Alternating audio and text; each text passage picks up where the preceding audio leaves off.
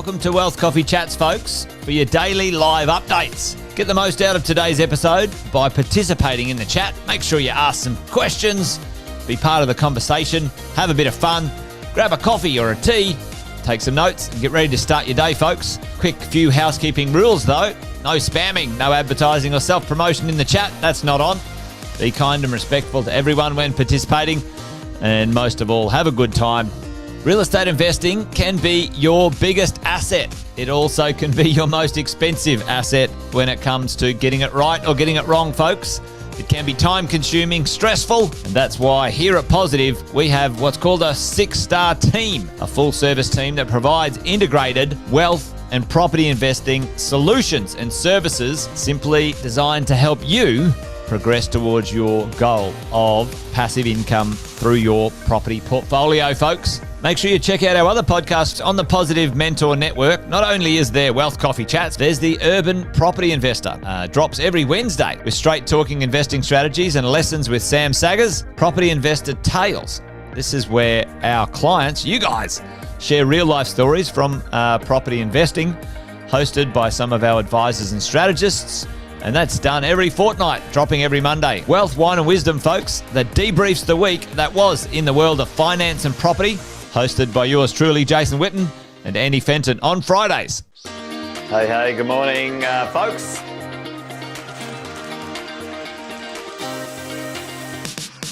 Good morning, everybody.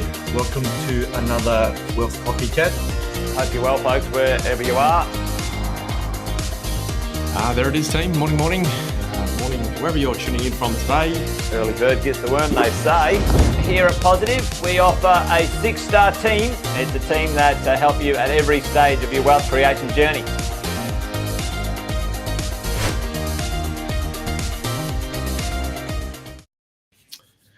There it is. Morning, everyone. Happy Wednesday, 6th of August, 10 past 8 local time. I'm actually in Melbourne today, and early bird does get the worm, as Jason just said. Been up and at it this morning already in the cold and the dark of Melbourne, and look what I've come across. This was from 2012, the one and only Sam Saggers and Tabitha Bright talking about all things property, building a 30 million plus portfolio, how to slash your tax bill by 30%. So I thought that was interesting. We'll put that back on the shelf and get into this morning. So hope you're well wherever you're tuning in from this morning. If you haven't met me before, my name is Cass Shosted. Here representing the property management group for your 6-star collective team, which is amazing. So like I said, down in Melbourne for the last couple of days, back on a plane this afternoon, back to sunny Brisbane. Well, hopefully it's been sunny out there, but hope you're warm and well wherever you guys are tuning in from today. So that's me running the property management crew with the team. Look to keep you guys safe and help you hold that real estate for a long period of time. That's what we keep doing, and why we come on a Wednesday through this consolidation period of your journey. So super important. Now today, I think last week we was on and I said it wouldn't take long to find another cracking story. And I'll tell you what, it took me 24 hours last week and I did find another cracking story, but I'm going to save it for next week for the do's and don'ts of property management out there for real estate agents. I wanted to bring a topic up today, which is a crucial mistake that I think landlords make when trying to navigate the lease expiry.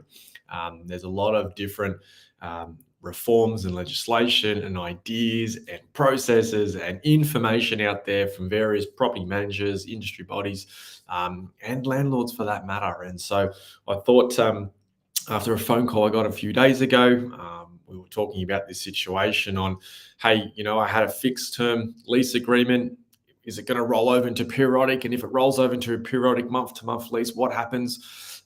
What are my responsibilities? So I thought we'd just kind of bust a few myths today because there is one crucial thing I think a lot of landlords miss, and I think property managers as well in that space. So I've got a bunch of notes I wrote this morning, team.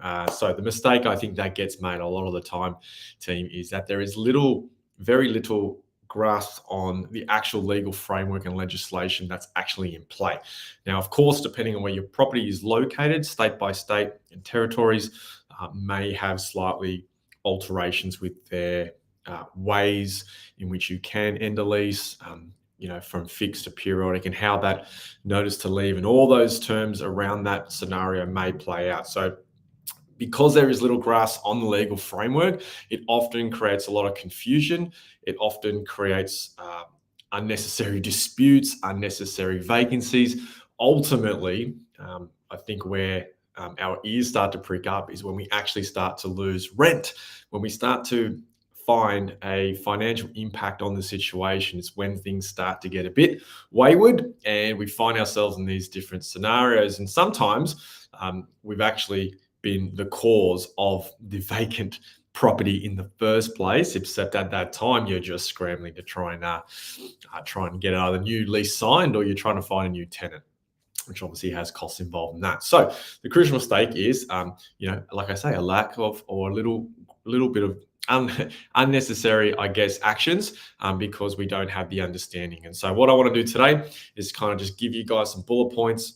Depending on where your property is located, you obviously check the information in your state or territory. But I thought I'd just focus on the East Coast. That's kind of where I work and play in Queensland, Victoria. And I thought I'd just sort of touch on New South Wales as well, because very similar to what Victoria's got going on. So if you're keen for less confusion and less disputes, put a yes in the chat, because I am.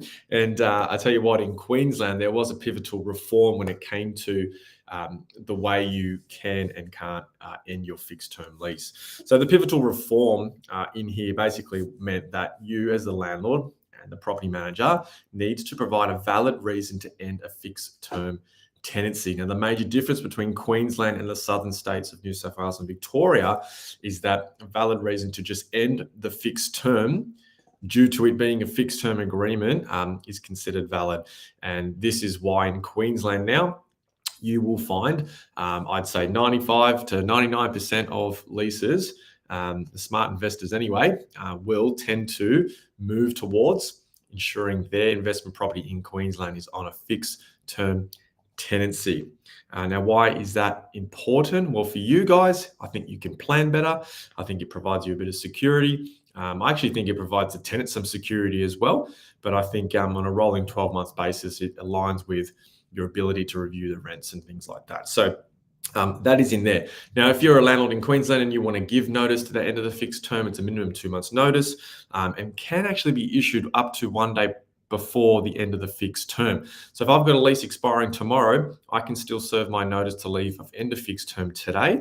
I just need to still provide the 2 months notice. So we will be going into October in that case.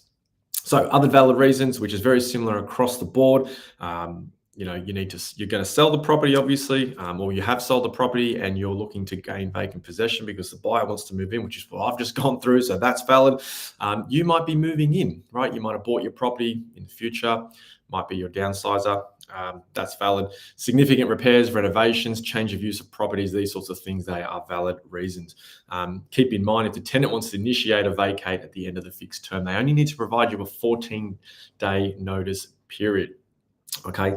Now, some would say that in this case, yes, the landlord having the ability to end a fixed term sort of encourages the tenant to renew on another fixed term on a 12-month rolling basis. And that might favour the landlord a little bit. Well, you've got to think there's been some new reforms as well in regards to ending the lease early from the tenant's perspective.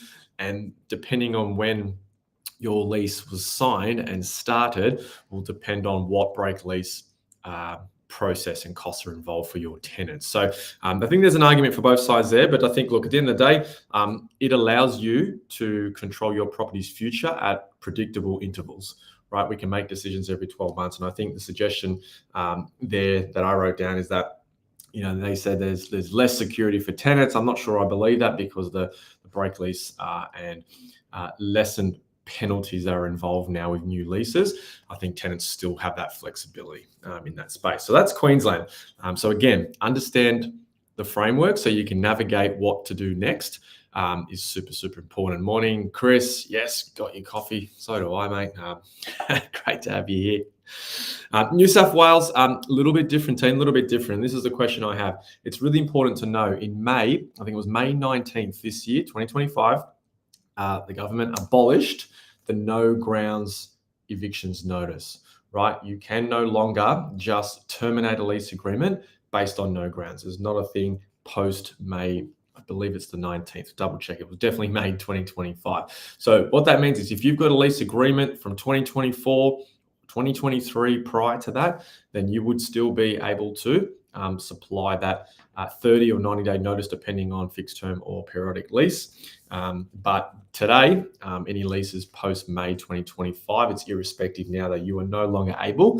The no grounds eviction notice has been abolished. It's not a thing. What is the key difference between that and Queensland?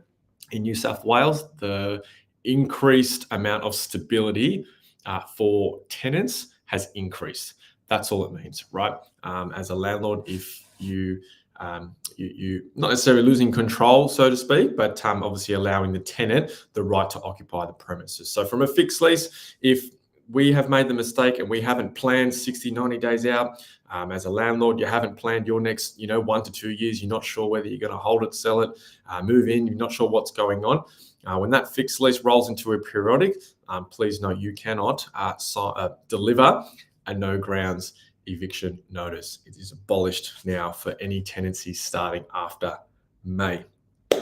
So in the future, now for New South Wales, if you're on a periodic lease and you as the owner would like to sell, or you do need to move in, or family member needs to move in as an example, or for that matter, you're looking to do renovations, maybe you're demolishing the property, you're rebuilding, whatever it might be, that is a prescribed valid reason to terminate the lease, then that will be okay. What it does ask you to do now is to provide support in evidence to what you're delivering to the tenancy there. So just important to note, there's no loopholes, team. There's no loopholes.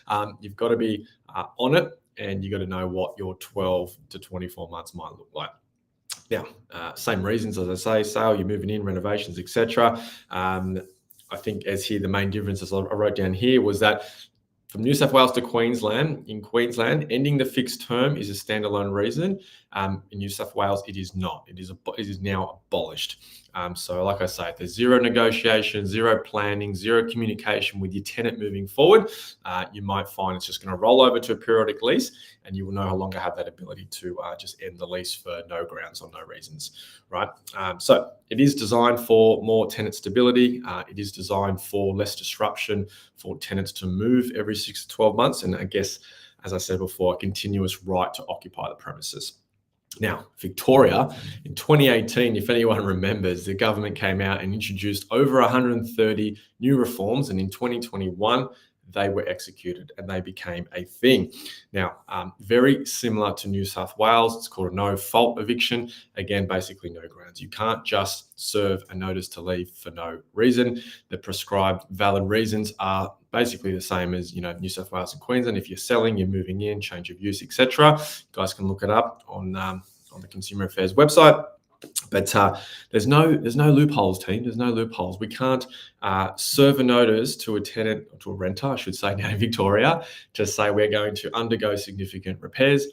The tenant then moves out, and then we change our mind and we put the property back on the market. That's not a loophole that is legally allowed, and there can be significant fines in that place. So if there's a lack of understanding, a little grasp in that legal framework, like I say, some owners and landlords and property managers will get themselves in some strife. And if you saw the story on Wealth Coffee Chats last week, there's some agents out there getting themselves in trouble. So if you do decide to do that, and you do decide to renovate the property, and then you decide to change your mind, it says there, team, you can't put the property back on the market for a minimum of 6 months.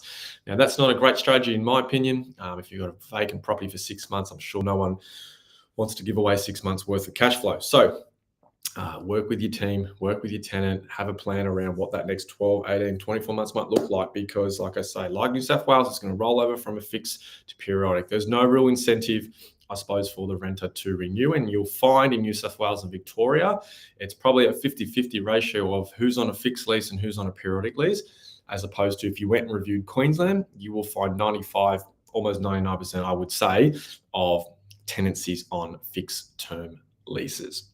So the tip of the day is understand the renewal process, communicate with your property management team.